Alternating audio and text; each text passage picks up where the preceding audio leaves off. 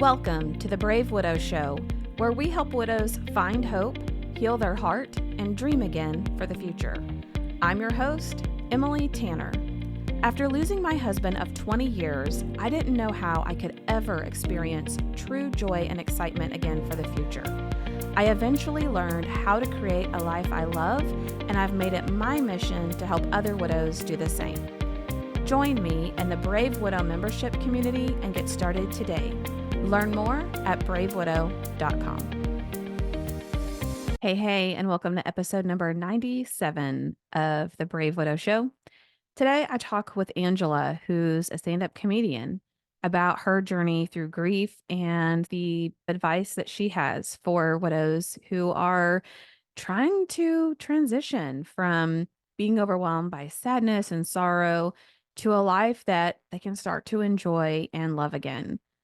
Now, Angela's conversation has a special place in my heart because Nathan was a true real life comedian.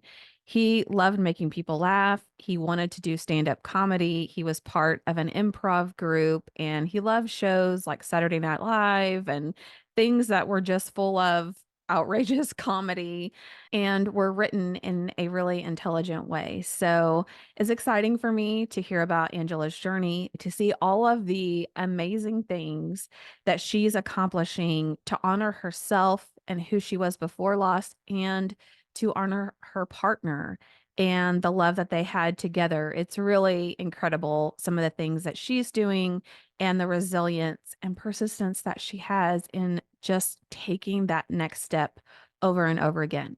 Before I introduce Angela, I just want to remind you, wherever you listen to this podcast, or if you're watching on YouTube, to hit subscribe. By subscribing, by following, by entering comments, or leaving a review, you help take this show to the next level.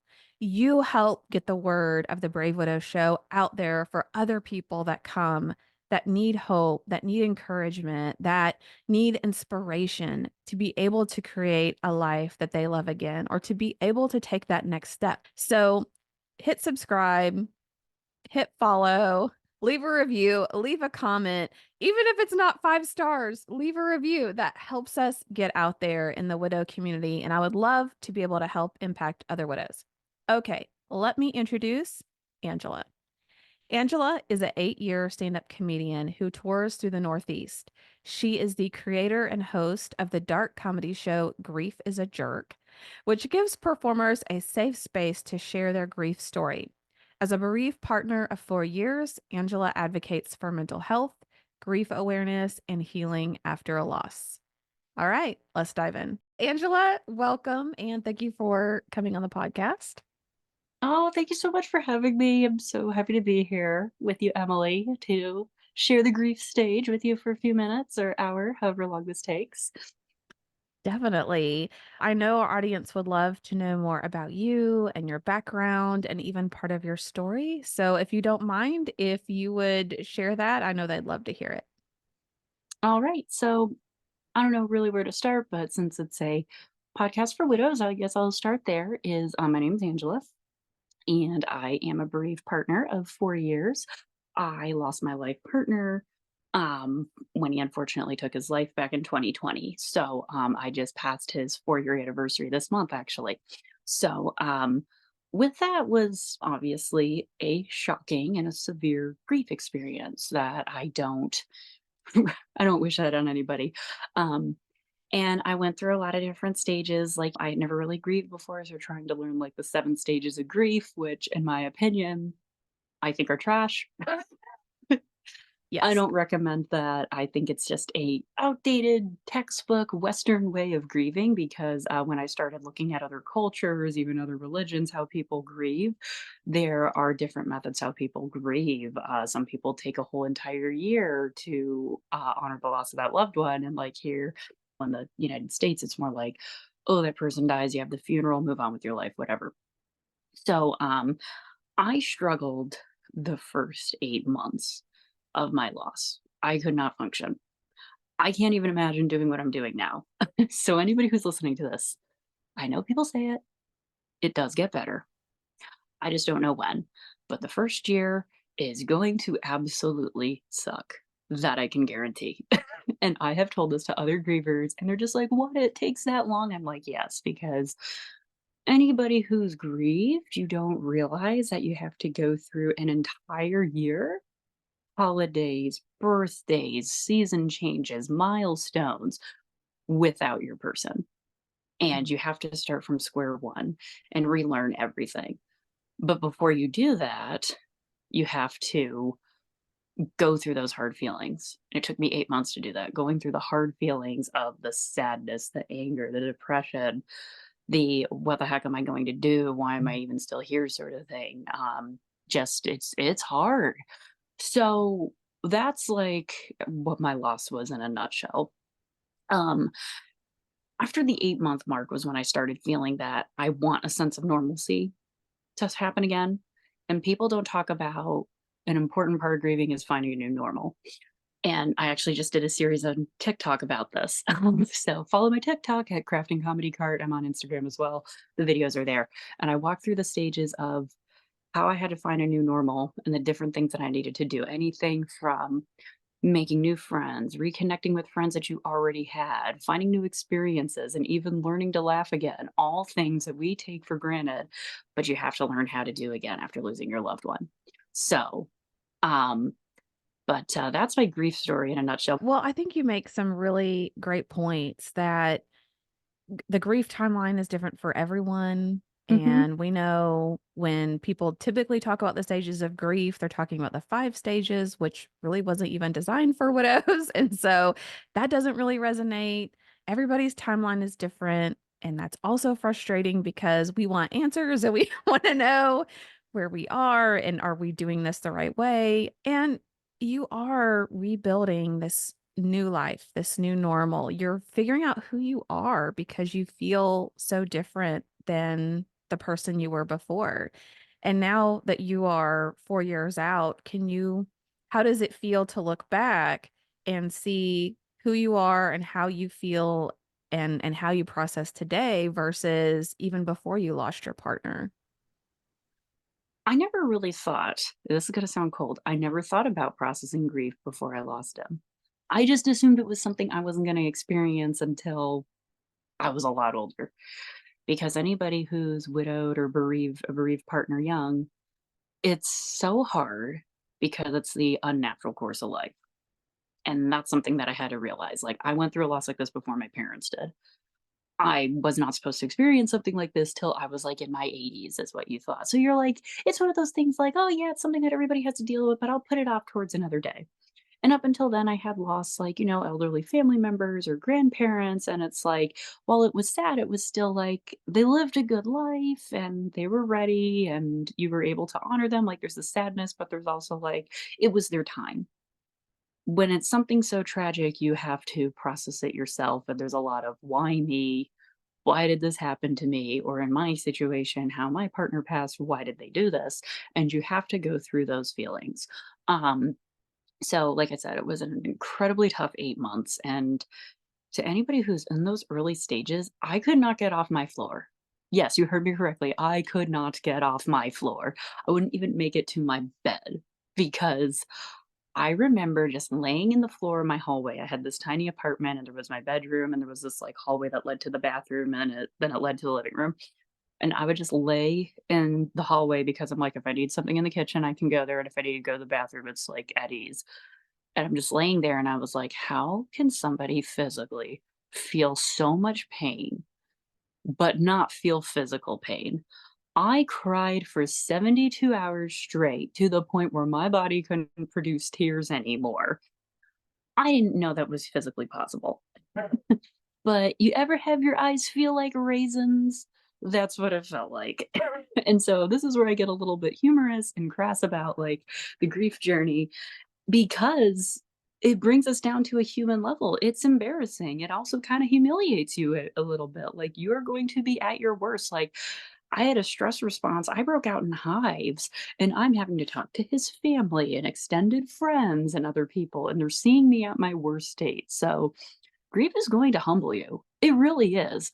And I thought I was never going to be normal again. I thought I wasn't going to enjoy anything again, and, like, I'm a stand-up comedian. I thought I was never going to do that again. I thought I was never gonna even go out of the house to hang out with friends. I'm just like, I'm just too sad all the time. How could I even, find anything? But I'll get to, like, where my shift changed in a moment, but 4 years out, I just wanna run through some things that I've accomplished just so because we're gonna get there in a second. I did start stand-up again. I produced some shows online. I started a number of fundraisers for suicide prevention, which were very successful. I also went on tour in 2021. I did a small comedy tour. Um, and I started producing my own show that's a dark comedy show all about grief. And I just look back on the things that I knew needed to be accomplished because while I was grieving, I cannot tell you how many stupid TED Talks I listened to, how many YouTube influencers I looked at talking about grief, how many self-help books I read. Okay? And they were all written in, like, 1970 and had those, like, Technicolor covers with, like, the white font, like, "How to move on," or "How to grieve," and it's like they had these, like, goofy little New York Times cartoons in them, and I'm like, "None of this is helping." And the way that we grieve as a nation is so incredibly outdated, and nothing ever helped, and nobody talked about the raw emotions that you had to feel. And I was like, I just felt so invalidated, and I finally did some more research online, and I found a support group, like an online support group through Zoom that dealt specifically for people who had lost a loved one to the way my partner unalived himself. So it was a group full of people, and I will never forget that first session I ever had. I was so nervous. I didn't even want to talk. I'm like, I'm just going to show up to the Zoom meeting and I'm going to see what other people say. And my counselor who ran it, he was fantastic. I'm so thankful to him to him to this day. And I just remember people were talking about different scenarios where he said, I want each of you to tell me when was the time that grief hit you unexpectedly. And a light bulb went off. I thought I was the only person that happened to because we both know it's just something's gonna trigger you that you're not even aware of and it's gonna hit you. So I remember um I raised my hand and I said, "Oh, I'll tell you. I couldn't even get through the grocery store the other day without absolutely falling apart." And he stopped and said, "All right, anybody else here have that same fear? Who else went through a grocery store and couldn't get through it?" And everybody's hand went up. And I was like, wow, everybody felt this way at some point. So I was like, I don't feel so alone.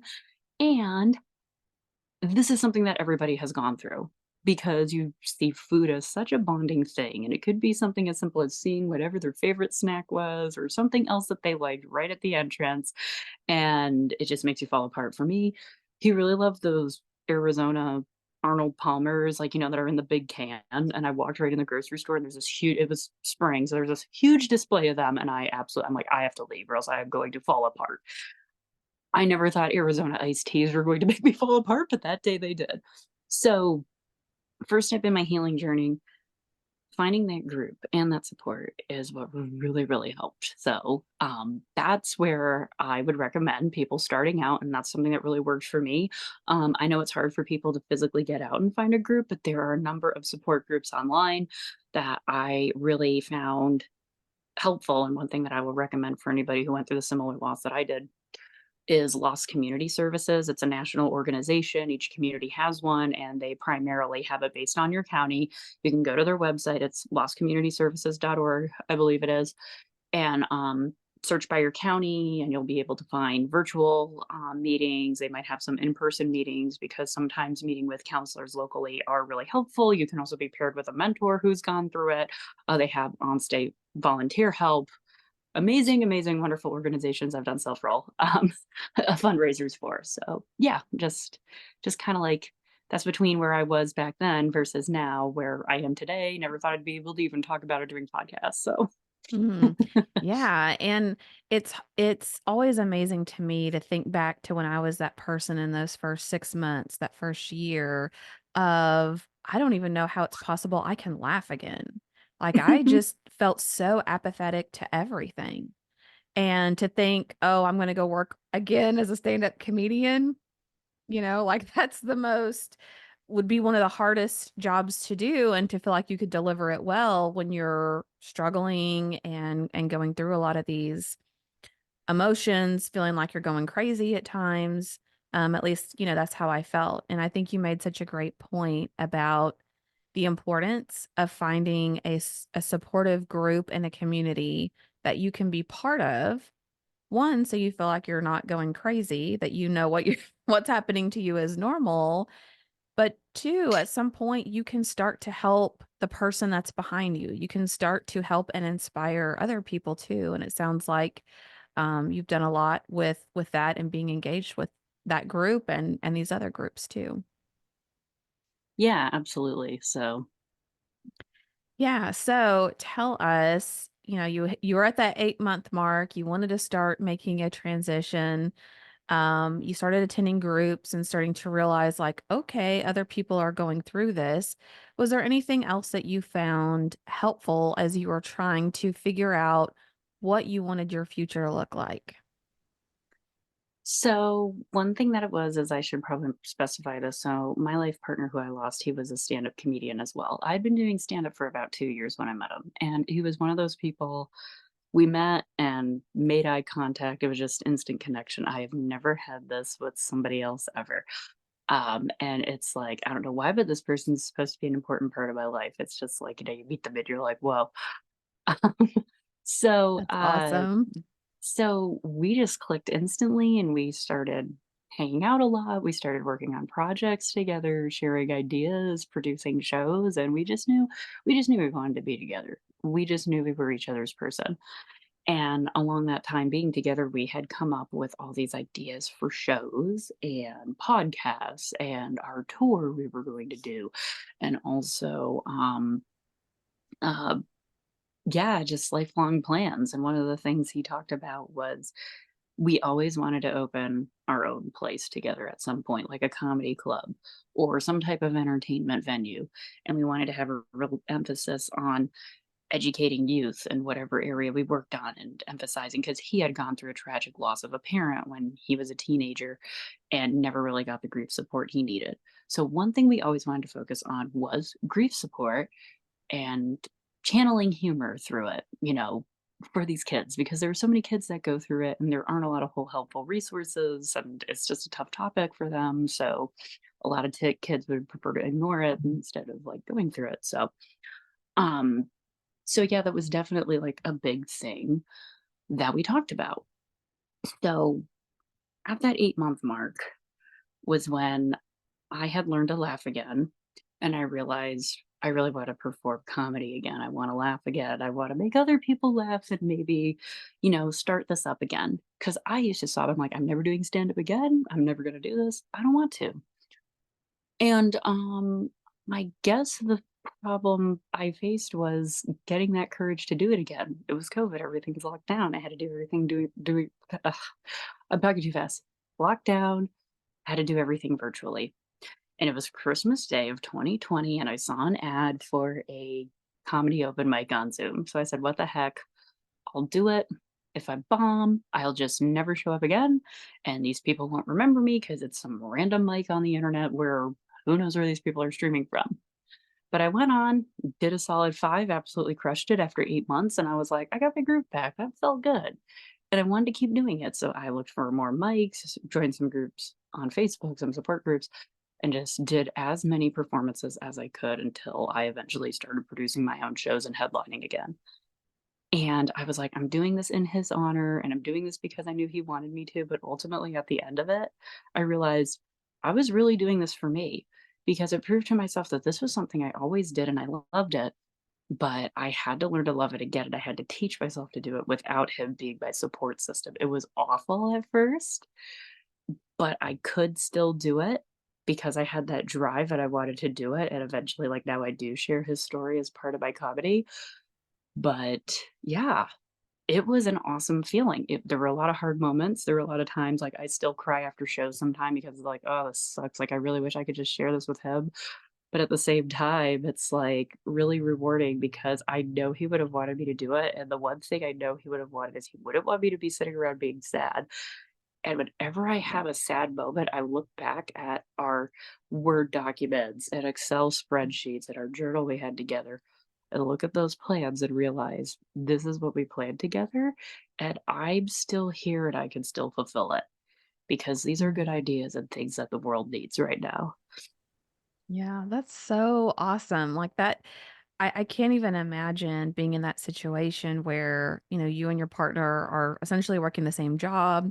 You have all these dreams together. And so for you to re-enter that, you're getting triggered left and right with Oh, yeah. those Believe me, grief I triggers. was calling friends right and left, and I was just like, "I don't know if I can do this," and even when I went on tour, I was just like, "I just wanna cancel it all, I can't do it," and I had a great friend, she was a mutual friend of both of ours, and, like, old enough to be our moms, and she's like, "Don't you dare, you made these commitments, you booked these shows, you have people coming out of state, you cannot bail on them," and I didn't, but, like, the night before, I'm like, "I can't do it." It's just like how people, like, get cold feet before a wedding, I'm like, "I can't do this, I'm gonna look stupid, I'm gonna cry on stage." And there might have been some shows you did cry, but I'm sure you kept moving forward. That's all we can do at that point. My very last show, I got choked up towards the last 5 minutes because what I did on that entire stretch was I did my set, but the last 5 minutes I dedicated to talking about my late partner and how much he meant to me and gave, like, a little bit of a message to the audience for anybody who was grieving. And my final show, I made it through all these shows, but the final show I did, I got choked up towards the end. But everybody was so supportive, and it was also like driving all over the place and exhaustion. And I finally did it, and I was like, oh, thank goodness. It was rewarding, but at the same time, you're like after a big thing like that, you're like, oh, thank goodness it's over. I can breathe for a little bit. Yeah, and But what a beautiful way to honor him. exactly, yeah. So I love it. So what would you say to people who, they're starting to re-enter in their new normal and they're having lots of ups and downs and it's, one day they're like, "Oh yeah, this is amazing. I can do it." And the next day it's like, "Oh, I made a terrible decision." So, what helped you just want to keep going and to not give up? Was it the encouragement of your friend? Like what was the biggest help for you? learning a new normal is the most painful thing I've ever done. And what I have always told people is a day is too big of a task. Break it down by hour. You want to take it 1 hour at a time and just be like, this hour I'm focusing on work, and this hour I'm doing something else, whether it's a task like, really want to clean my kitchen, or this hour I'm going to go grocery shopping. You take it 1 hour at a time. Because if you put too much in a day, like today, like I've heard people say, today I'm not going to think about grief. It's not gonna happen. Your brain has other plans, but we've all For been there. sure. I say So, to all my grieving friends, take 1 hour at a time because that's all you can handle. And it sounds crazy, but it seems less daunting, and you're like, "I'm having a tough hour. I'll just see how I feel later," or, like, if you're doing a task and you're like, "I need to sit down a little bit, maybe just feel my feelings that showed up." But try to do one nice thing for yourself a day. Just one nice thing. It could be something as simple as, I'm going to go take a walk over my lunch break, or, I'm going to go get an iced tea.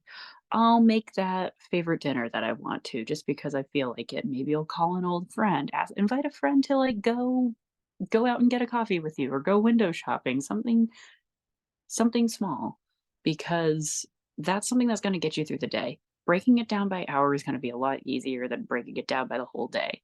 And another thing I wanna spin off on that is the best advice I can give somebody, especially when you're trying to reach a new normal, is it's okay to realize you don't wanna be sad all the time, and you don't have to be, because when I was at, like, I would say the 3, 5-month mark, I didn't want it consuming my life all the time, and I'm still working full time. I worked from home, but I was able to, like, just shut it off for 8 hours, and I was like a zombie. I'd wake up, feel awful, log into work for 8 hours, and I'd go and lay on my couch and put a show on and just kinda, like, exist. Schedule your grief, whether it's an hour, 2 hours, a half hour, however long you'd want, and don't have anything else planned during that time, and feel whatever you need to feel during that time, and it's your safe space. Schedule it. It could be daily, it could be once a week, It could be once a month. I still have a monthly schedule. 4 years out, I have a monthly schedule that if I need to feel those feelings, I'm going to do it then. And you know what? It's totally okay. And if you're having an off day, it's fine. You don't have to schedule it. But if you want to stop feeling sad, that's a good thing to do. And that way you can set a timer, you feel your feelings. When the timer's up, you're like, okay, I don't have to feel that anymore. I feel a lot better. So that was a big piece for me as well. Oh, I love that so much. That's really great advice and something I share too, which is to even if it's 15 minutes, put on Hmm. the sad music, get out the pictures, like just really be in it for that time. And then, like, what I would say is, Nathan, I love you. I can't live like this anymore. Hmm. I can't live like this all the time. And I'm moving forward. So, that's awesome. So, share with the audience some of your exciting news and things that you have going on in your career and how people can find you and learn more about you. Okay, so my biggest accomplishment yet is ever since I went through the whole grieving phase after a year and after I had my fundraising shows, I remember I always wanted to have a comedy show all about grief. It's dark humor. You're allowed to get as dark as you want, share your story, a safe place for comedians, poets, musicians, storytellers, any type of performer. I went to a couple of people with the idea when I thought of it, and they're like, nobody's going to want to go to a sad show. Well, why would you ever think about that? Who is going to listen to it? But two of my comedy friends out in California who I adore to this day, and they really, really helped me get on the map as a comedian. Uh, they run a group called Hypothetical Comedy out in the Bay Area.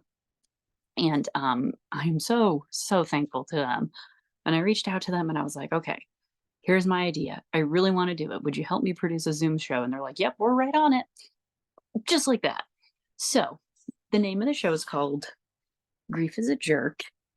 And I think anybody who hears the title will laugh at it. And people are like, why do you name it that? Why out of everything did you name it that? I'm like, because it's actually something I said.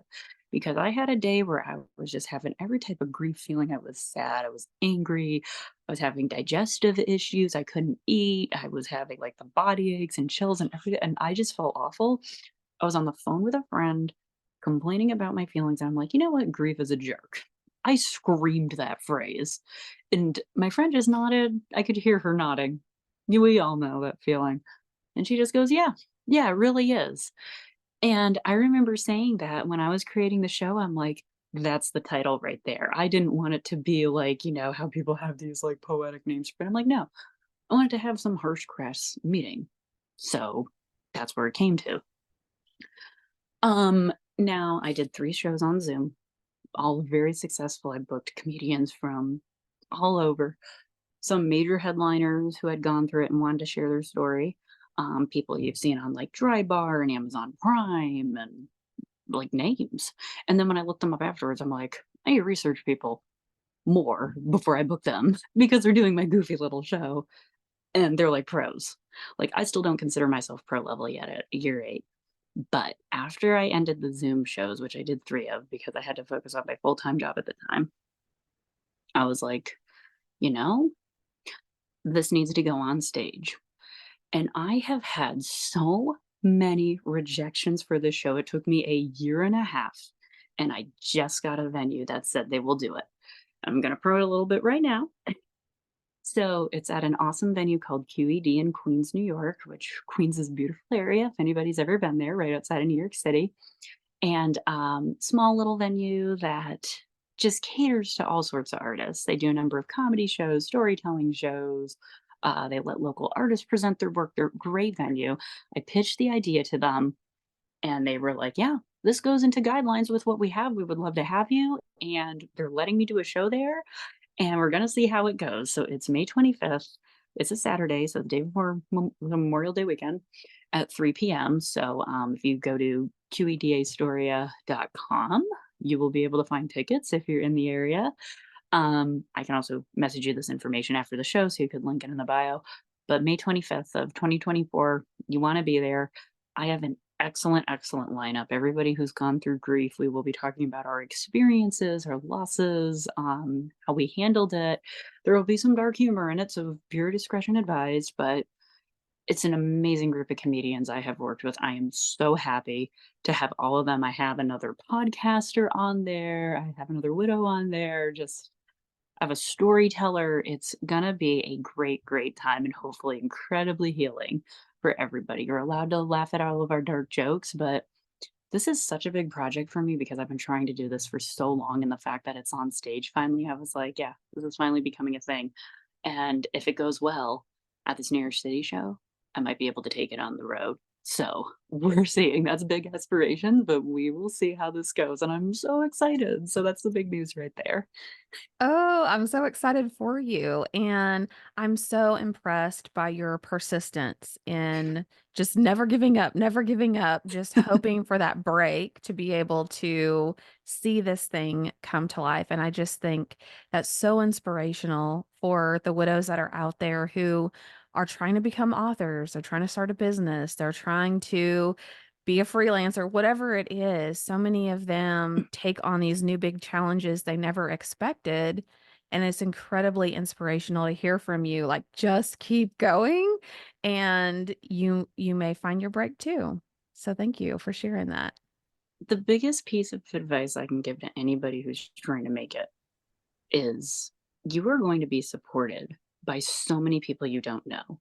There are people out there who are watching your story if you're sharing it, your journey of whatever project you're working on, and you are going to have so many supporters that you are not aware of. I know it may not help now, but when I announced Grief is a Jerk on stage, like when I posted the flyer with the ticket link, I had so many people flooding my inbox just telling me, I've been following you for the past few years, or I was on this podcast called Where's the Grief? I don't know if you've ever heard of Jordan Ferber. Jordan is on my show. He's incredible. And he had me on his show, and I had people messaging you like, I heard you on this podcast 2 years ago. I've been following you. I've been rooting for you ever since. And telling me things they learned from my episode, and I had no idea I had an impact on people. But, and it can feel like people are beating you down. They're like, "Why would you share that? That's so personal. Why would you talk about your grief story? No one wants to hear it." It's because people do need to hear it, and it's the people like that that make us not want to share it, and the people that say that is because they're uncomfortable. They would rather not talk about it. They wanna be around you who you were before your loss. Well, unfortunately, when we go through a loss like this, we're never going to be the same person. So, own it, share your story because you will help someone. And it reminds Oh, me of a quote that came from Heath Ledger, where he once said, "Your biggest fan is a stranger, and your biggest hater is someone you know." And even though we're grieving and getting better, sometimes people don't like us to see better, and they don't like to see us thriving when you would think that your people that are close to you would be supportive, and sometimes they aren't. oh So yeah, man. that's my advice for you. I was overwhelmed by the amount of support and the amount of strangers who reached out to me and told me that they had followed my story, seen my shows, heard me on podcasts, seen my TikToks. Yeah, it's amazing. It is, and it's amazing people who will say, "I feel like I know you. I've been listening to you. Yeah, I've been following you." I would lay in bed at night and just listen to you talk about this grief stuff, and you're like, "Wow, I had no idea," you know? So that right. is an amazing feeling, and that quote you shared is absolutely true. I think it's terrible, but as widows especially, we don't often feel like we get the support and understanding we would want from the people that are closest to us, and sometimes it's the opposite. Sometimes the people closest to us are the most judgmental, harsh, Mhm. skeptical people, but I hate to say that's normal, but it's not uncommon. So thank you for sharing that, Angela, and congratulations on your show and on your upcoming stage performance. And we will wish you the very best. Right, and I didn't answer it earlier, but for anybody who wants to follow me, it's at Crafting Comedy Cart on Instagram and TikTok. Um, there is a Facebook page, I just haven't posted on it in a couple of years, but Instagram and TikTok are the best ways to follow me. That's where I keep all my updates, post all my shows. Also, if you don't want to come to the grief show, I'm always posting about where I'm performing because I live in upstate New York, but I travel throughout like the New England, Northeast area. So, and I might be bringing some shows to Canada as well this year if we have any Canadian listeners. So, you definitely want to follow me and keep an eye out. And I feel free to send me a DM anytime if you're struggling. I love helping people and directing you to proper resources that if there's I usually can and I connect to people too, like, I may not be the expert on this type of loss, but I know someone who is, and I would love to connect you, and I have connected some great friendships through that, so Yes, awesome. And for anyone who's listening, driving, mowing the lawn, doing whatever, we'll definitely share all of Angela's links in the show notes so you can go back and find out exactly where she's at. alright, well, thank you so much, Emily, I've loved talking to you. Thank you. I appreciate everything that you had to share. And I am so excited to see you grow. And I can't wait for you to say, I've got that Netflix special now. I've got this Amazon Prime special because success for you is inevitable. Oh, well, thank you, that means so much, and we'll see, it takes quite a long time to get to that point, but you never know. Absolutely. All right, guys. I hope that you enjoyed what Angela had to share today.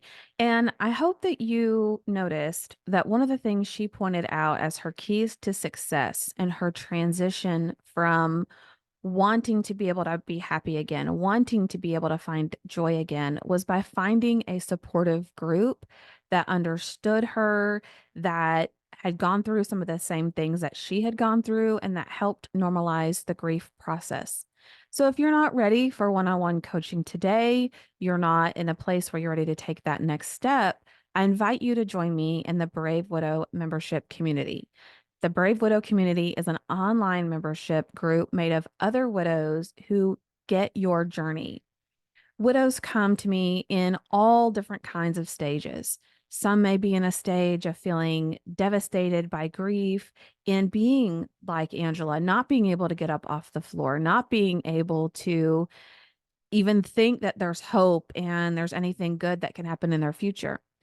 Widows also come when they're starting to transition and they're starting to figure out, okay, maybe, yeah, I do want a life post loss. I don't want to live the rest of my life drowning in sorrow and having this sadness take over me, but I don't know what to do next. I need to explore this, but I don't even know where to start. And I have other widows that they're taking those baby steps. They're stumbling a little bit, but they're starting to rebuild that next part of their life. And they just want guidance and accountability in making sure that they continue to do that. So, regardless of where you are in your grief journey and in your phases and stages of widowhood, you belong in the Brave Widow membership community, and we will help you identify your next step and actually take it so that you can start to move forward in grief. To learn more or to join the community, go to bravewidow.com/join, JOIN, bravewidow.com/join. Are you a widow who feels disconnected? Do you feel like you're stuck or even going backwards in your grief? Widowhood can be lonely and isolating, but it doesn't have to be.